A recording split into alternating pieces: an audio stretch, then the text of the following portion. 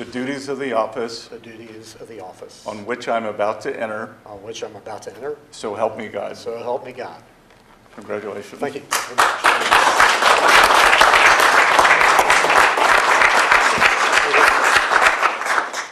Well, thank you all very much, and especially thank you, Mr. President. I'm really honored by your trust and confidence that you've placed in me to head the SEC. But I really must say the Oval Office has never looked better. One could really describe it as glistening, and I've heard stories about it, and it's true. It's the touch of a confident president leading with optimism towards an American golden age. So thank you for that.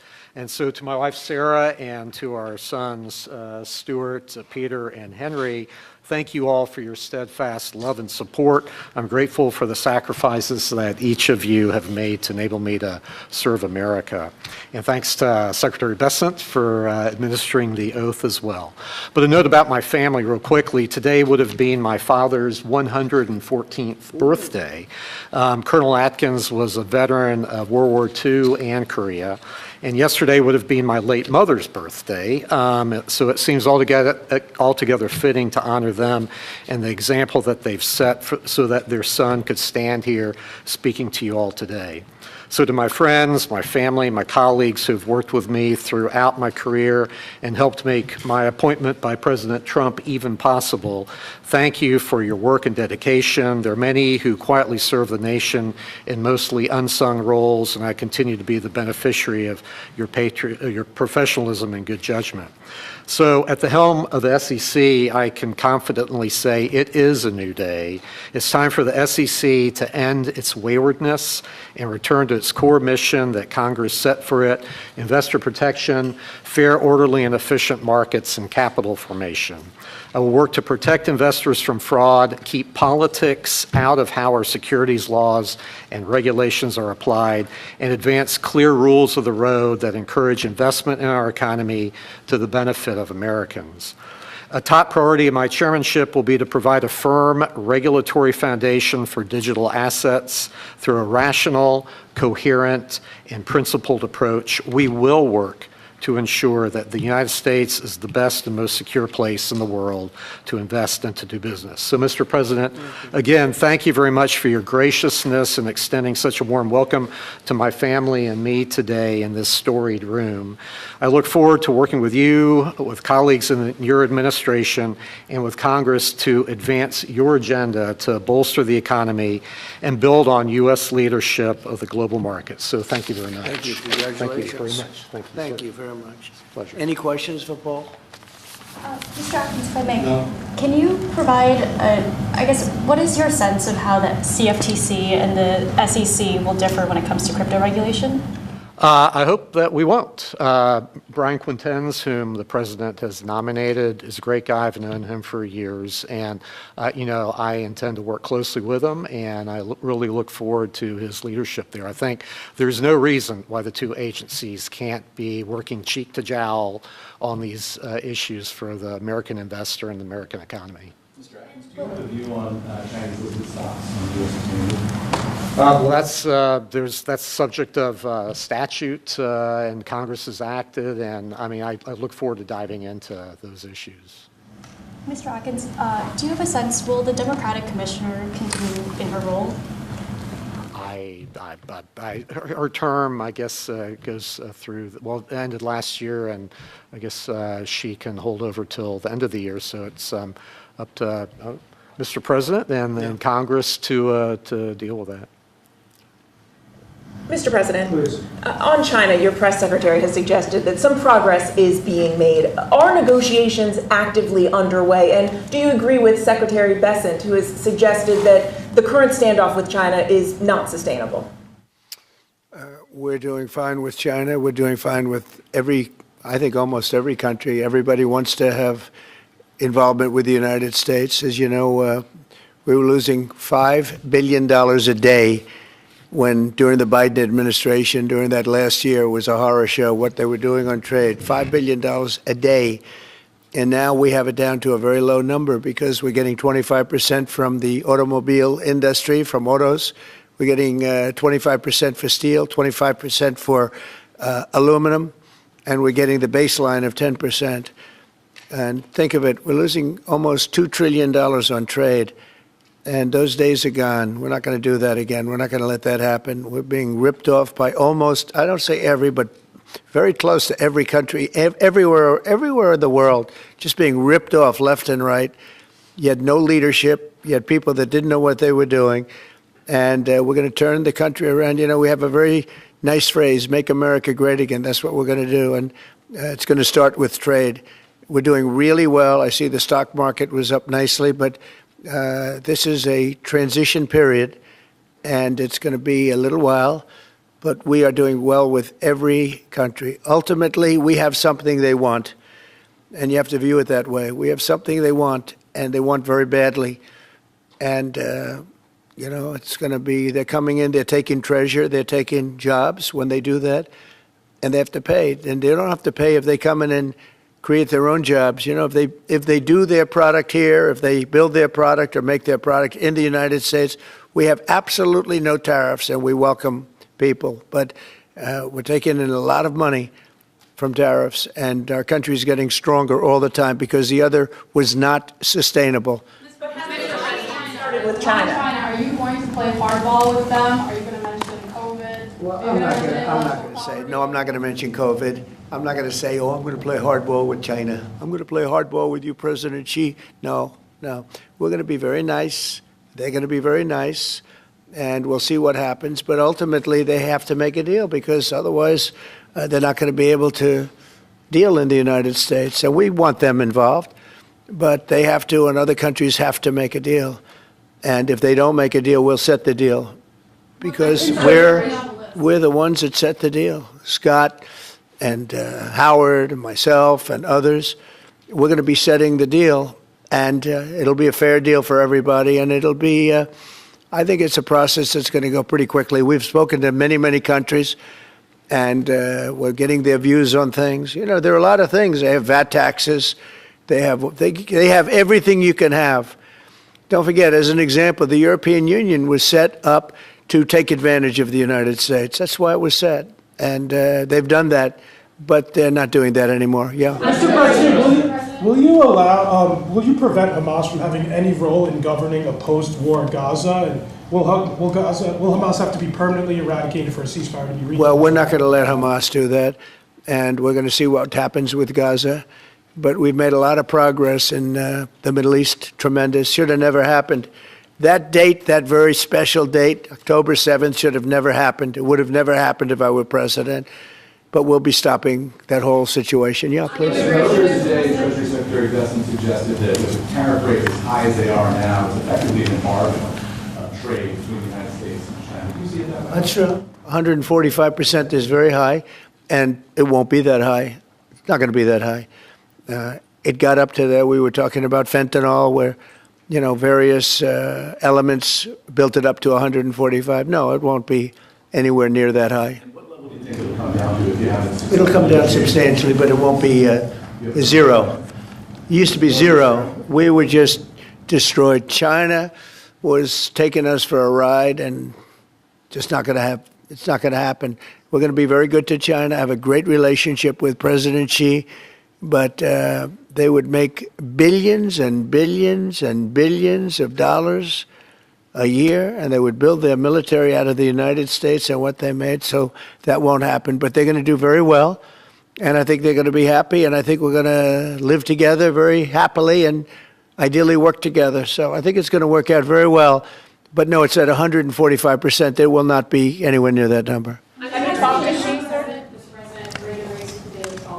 On the work that your team is doing on the border, are you happy with the rate of deportations right now? Oh, it's amazing what they've done on the border. Thank you for the question, because honestly, it's one of the great successes. We have virtually nobody coming in illegally. We do have people coming in legally because we want people to come in, but we have nobody coming in through the border virtually. We were having hundreds of thousands of people a month come in under Biden. And they came in from prisons, they came in from mental institutions, they came in from gangs in Venezuela and other countries all over the world, not just South America. They were emptying their prisons into the United States. Venezuela emptied its prisons out. But many countries emptied their prisons into the Congo, as an example, in Africa, emptied their prisons into the United States. And we're getting them out. And I hope we get cooperation from the courts because, you know, we have thousands of people that are ready to go out. And you can't have a trial for all of these people. It wasn't meant, the system wasn't meant. And we don't think there's anything that says that, look, we are getting some very bad people, killers, murderers, drug dealers, really bad people, the mentally ill, the mentally insane. They emptied out insane asylums into our country. We're getting them out. And a judge can't say, no, you have to have a trial. The trial's going to take 2 years. And no, we're going to have a very dangerous country if we're not allowed to do what we're entitled to do. And I won an election based on the fact that we get them out, and we've done an amazing job. Look, we've stopped. Everybody admits, even the radical left, we have got the strongest border we've ever had, even stronger than what I had it for 4 years. We had a great border. We solved the problem, but it's a tad stronger, which is, I don't know if that's disappointing or not to me. I beat my own record, but I appreciate the question. Thank you, Daniel. Monthly CPI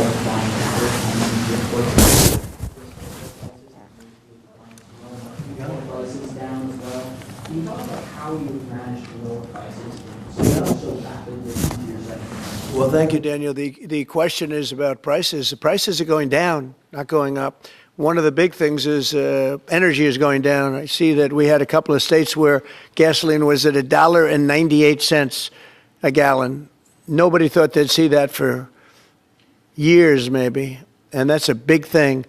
And we opened up our wells, we opened up our drilling, we have more product now for sale, and we're also going to be selling outside of the country to a large extent. It's going to bring down our deficits, largely going to bring down our deficits. But if you remember my first week, I was standing here, Paul, and they were screaming about eggs. The cost of eggs have gone through the roof. They were up like 500, crazy, like 4 or 5 times. And we won't have eggs for Easter, they were saying. There will be no eggs. You can't order eggs. They wanted us to order plastic in the shape of eggs. Well, yesterday we had 48,000 people at the Easter hunt.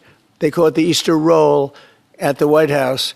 And we had all eggs. And as you know, the cost of eggs has come down like 93, 94% since we took office. And they're pretty much normally priced now. Great job. Our Secretary of Agriculture, Brooke Rollins, did a very good job. But groceries have come down. It's all coming down. The only thing that hasn't come down but hasn't gone up much are interest rates, and we think the Fed should lower the rate. We think that it's a perfect time to lower the rate, and would like to see our chairman be early or on time as opposed to late. Late's not good. Mr. President, you've said... I don't want to talk about that because I have no intention of firing him. No intention of hiring. Mr. President. There are reports that you're considering doing something for moms across the country, giving them some type of bonus whenever they have a child. Are you considering that? Or Sounds like a good idea to me. Yeah, please. So to clarify, you have no intention of firing Jerome Powell because your economic advisor, Kevin Hassett, a few days ago said that you and people in the White House were studying this idea of possibly doing before his term ends. No. Do you have any plans on doing that? None whatsoever. Never did. The press runs away with things. No, I have no intention of firing him. I would like to see him be a little more active in terms of his idea to lower interest rates. This is a perfect time to lower interest rates. If he doesn't, is it the end? No, it's not. But it would be good timing. It could have taken place earlier. But no, I have no intention to fire him. Last time you talked to him, sir. I don't want to comment on that. That doesn't matter. Mr. President, you said... When can we expect the Epstein documents to be released? The rest of them? Which documents? The Epstein files? I don't know. I'll speak to the Attorney General about that. I really don't know. I know that we've done the RFK. The Kennedy, Martin Luther King is out there very shortly, so we'll find out. But we've really announced we're doing them in full transparency. You know, when we did JFK, people were saying, "Oh, maybe it wasn't all; it was all," and people actually went up to the office and they looked at some things that were not really easily available, and they were amazed that we gave it all, and I don't know if it solved any problems for people. People still have questions one way or the other, but that, I'm not, but 100% of all of these documents are being delivered. Yeah, please. Mr. President, you said you're ultimately going to make a deal with China, but where do things stand right now? Have you talked to I him? think my relationship, Are gonna be a yeah, slog. my relationship with President Xi is great. It was, it's been great for a long time. We've had a very good relationship, and I think we'll make a deal with China. Mr. President, in your meeting with If we don't make a deal, we'll set it. We'll just set the number, and, I think they'll want to be a part of the United States. We're doing great. This is the golden age, as Paul said. We're talking about the golden age. There will never be a time like this, in my opinion. And China wants to be a part of that, too. Mr. President, in your meeting with Investigation, sir, on the Butler investigation, are you getting intelligence briefings, and do you think will I have. really happen? I have. I'll keep that to myself. Mr. President, in your meeting Very personal. Are you concerned about the impact of tariffs on West Coast ports, with just a sharp drawdown in Chinese imports coming in? I think that everyone's going to do well in this country because of tariffs. We have $7 trillion of investment already. You can go back many years, and for a whole year, they haven't had anywhere near that. Mostly, they'd be well under $1 trillion of investment. And we've got $7 trillion. We really started 5 weeks ago. And in just a few weeks, literally, we have $7 trillion, which is a record for a year. There's never been a year with that much. And that's coming in, I think, for two reasons. It's coming because of an election that people liked, and it's coming in because of tariffs. And if you look at Apple, Apple's going to start building here. Right now, they're in China mostly. $500 billion. We have all of the computer chip companies are coming in at levels that nobody's ever seen before, as you know. Jensen came in for $500 billion. You saw that. A great guy, highly respected. Mr. Wei coming in for $250 billion. Nobody's ever seen anything. And the auto companies are coming in. I can name 8 right now already, auto plants that are either starting or about ready to start construction. There's never been, and the United Auto Workers and the non-union workers in the automobile industry, they love Trump, and I love them. Thank you all very much. Thank you. Congratulations, Paul. Thank you guys.